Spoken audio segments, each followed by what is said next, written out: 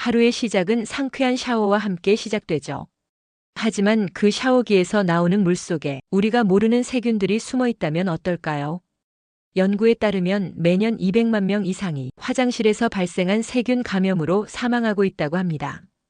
이 통계는 세계보건기구 WHO에서 발표한 내용으로 화장실의 세균이 우리의 건강에 얼마나 큰 위협이 되는지를 잘 보여줍니다. 정말 경악스럽지 않나요? 우리는 매일 드나드는 이 공간이 얼마나 위험할 수 있는지를 간과하고 있습니다. 오늘 영상을 끝까지 시청해 주시면 우리가 매일 사용하는 화장실에서 간과하고 있는 위험 요소들은 무엇이 있는지, 그리고 이 위험 요소들로부터 우리를 지킬 수 있는 방법들, 마지막으로 안전한 화장실 청소 방법에 대해 알게 되실 겁니다. 안녕하세요. 건강한 굴레입니다. 여러분의 일상에 건강한 굴레를 만들어드리기 위한 알찬 정보만을 찾아서 차곡차곡 전달드리겠습니다. 잊지 말고 구독과 좋아요, 알람 설정 부탁드립니다. 첫 번째, 변기입니다. 변기를 사용할 때 뚜껑을 닫지 않고 물을 내리면 어떤 일이 벌어지는지 아시나요? 많은 분들이 잘 모르지만 변기를 사용하고 물을 내릴 때 뚜껑을 열어두면 세균이 에어로졸 형태로 공기 중으로 퍼져나갑니다. 이 에어로졸에는 대장균, 노로바이러스, 심지어 세라티아 마르세센스 같은 병원균이 포함되어 있어요. 이러한 세균은 화장실의 벽, 바닥, 그리고 심지어 여러분의 칫솔까지 옮겨갈 수 있습니다. 실제로 연구에 따르면 변기에서 물을 내릴 때 발생하는 세균의 미세 입자는 화장실 천장까지 도달할 수 있다고 합니다. 즉, 변기를 사용할 때 소홀히 하면 우리의 건강에 심각한 위험이 될 수 있다는 것이죠. 대장균이나 노로바이러스는 위장관 질환을 일으키고 때로는 심각한 감염으로 이어질 수 있습니다. 특히 면역력이 약한 아동이나 노인에게는 더욱 치명적일 수 있습니다. 그렇다면 이러한 위험을 어떻게 예방할 수 있을까요? 가장 간단하고 효과적인 방법은 변기를 사용할 때 반드시 뚜껑을 닫고 물을 내리는 것입니다. 이 작은 습관이 여러분의 건강을 지키는 큰 첫걸음이 될 수 있습니다. 또한 변기를 정기적으로 청소하는 것도 매우 중요합니다. 락스나 식초를 사용하여 변기를 깨끗하게 청소하면 세균의 번식을 줄이고 청결한 환경을 유지할 수 있습니다. 또한 변기 주변의 바닥과 벽도 함께 청소하는 것이 좋습니다. 세균은 습기 있는 환경에서 번식하기 쉬우므로 청소 후 물기를 잘 닦아내고 환기를 시켜주면 더욱 효과적입니다. 화장실에서 사용하는 청소 도구도 주기적으로 세척하거나 교체해 주세요. 이 모든 것이 여러분의 건강을 지키는 데 도움이 됩니다. 마지막으로 변기 외에도 화장실의 다른 부분도 주의 깊게 관리해야 합니다.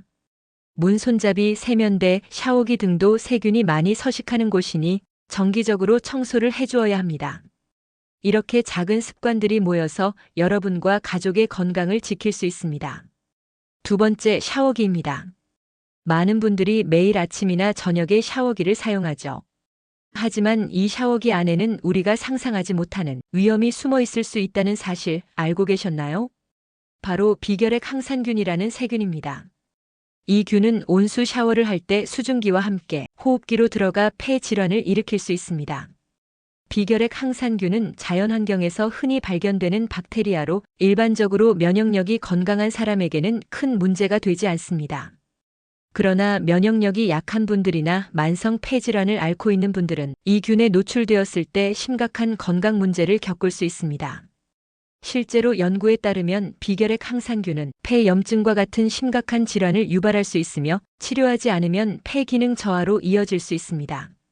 그렇다면 어떻게 샤워기를 관리하여 이러한 위험을 줄일 수 있을까요? 첫 번째로 샤워기 헤드를 정기적으로 청소하는 것이 중요합니다. 식초와 물을 10일 비율로 섞은 용액에 샤워기 헤드를 담가 하루 정도 두면 세균을 효과적으로 제거할 수 있습니다.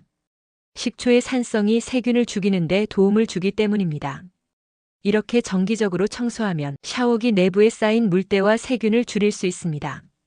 두 번째로 샤워기 헤드는 최소 6개월마다 교체하는 것이 좋습니다. 오래된 샤워기 헤드는 세균이 번식하기 쉬운 환경이기 때문에 주기적으로 교체해 주는 것이 여러분의 폐 건강을 위해 큰 도움이 됩니다. 특히 온수 샤워를 자주 하시는 분들은 더욱 신경 써야 합니다. 샤워기 관리 외에도 샤워 시의 환경도 중요한데요. 샤워 후에는 환풍기를 켜거나 창문을 열어 습기를 제거해 주세요. 습한 환경은 세균의 번식을 촉진하므로 샤워 후에는 가능한 한 빨리 공간을 건조하게 유지하는 것이 좋습니다. 마지막으로 샤워기를 사용할 때는 물이 뿜어져 나오기 전에 잠시 기다렸다가 수증기가 사라진 후 샤워를 시작하는 것도 좋은 방법입니다. 이렇게 하면 수증기와 함께 들어올 수 있는 세균의 양을 줄일 수 있습니다. 여러분의 폐 건강을 지키기 위해 오늘부터 샤워기 관리에 소홀하지 말고 정기적으로 청소하고 교체하는 습관을 들여보세요. 작은 변화가 큰 건강을 가져올 수 있습니다. 세 번째, 칫솔입니다. 여러분은 칫솔이 얼마나 더러운지 아시나요? 충격적이게도 칫솔에는 변기보다도 더 많은 세균이 서식할 수 있습니다. 연구에 따르면 칫솔모 1제곱밀리미터당 평균 500만 마리의 세균이 발견되었다고 하니 정말 놀랍죠? 이 사실은 우리의 구강 위생을 지키기 위해 칫솔 관리가 얼마나 중요한지를 잘 보여줍니다. 칫솔은 매일 우리가 사용하는 도구이지만 그 관리에 소홀하기 쉽습니다. 특히 화장실에서 양치를 하시는 분들은 칫솔이 변기와 가까운 곳에 보관되기 때문에 더욱 주의가 필요합니다. 변기에서 물을 내릴 때 발생하는 세균이 에어로졸 형태로 공기 중에 퍼지며 칫솔에 묻어날 수 있기 때문입니다. 그렇다면 칫솔을 어떻게 관리해야 할까요? 첫 번째로 칫솔은 환기가 잘 되는 곳에 보관해야 합니다. 습기가 많은 곳은 세균이 번식하기에 최적의 환경이기 때문에 칫솔을 세면대 위나 변기 근처에 두는 것은 피해야 합니다. 가능하다면 햇볕이 잘 드는 곳에 보관하는 것이 좋습니다.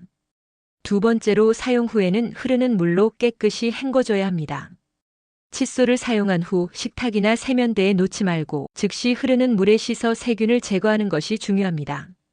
그리고 주기적으로 칫솔을 소독하는 것도 필수입니다. 소독 방법으로는 구강청결제에 30초 이상 담그거나 베이킹소다를 녹인 물에 10분 정도 담가 두는 것이 효과적입니다. 또한 칫솔은 3개월마다 교체하는 것이 좋습니다.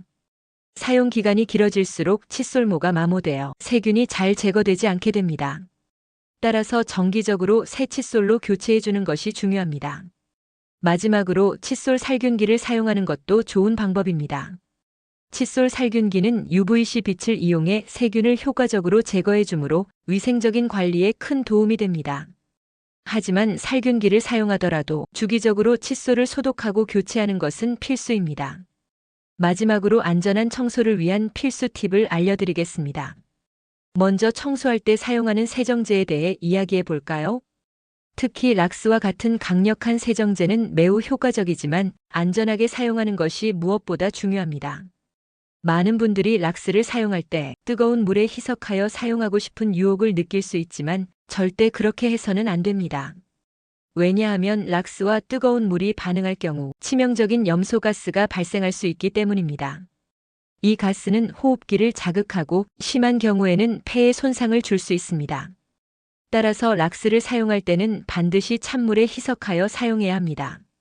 일반적으로 락스는 110 비율로 희석하는 것이 권장됩니다. 그런 다음 청소를 할 공간의 환기를 철저히 해주세요. 창문을 열거나 환풍기를 켜는 것이 좋습니다. 이렇게 하면 유해가스가 실내에 쌓이는 것을 방지할 수 있습니다. 그리고 락스를 사용한 후에는 손이나 피부에 직접 닿지 않도록 고무 장갑을 착용하는 것이 좋습니다. 피부에 락스가 닿으면 화학적 화상을 일으킬 수 있으니 주의해야 합니다. 또한 락스를 분무기에 넣어 사용하지 않는 것도 중요한 주의 사항입니다. 분무기로 락스를 뿌리면 미세한 입자가 공중에 퍼져 호흡기를 통해 들어갈 수 있습니다. 이는 건강에 매우 위험하므로 항상 안전한 방법으로 청소하는 것이 중요합니다. 다음으로는 샴푸와 세제에 대한 주의 사항입니다. 많은 분들이 샴푸가 거의 다 사용되었을 때 아깝다는 이유로 물을 섞어 사용하는 경우가 많습니다. 하지만 이 방법은 녹농균이 번식할 위험을 증가시킵니다.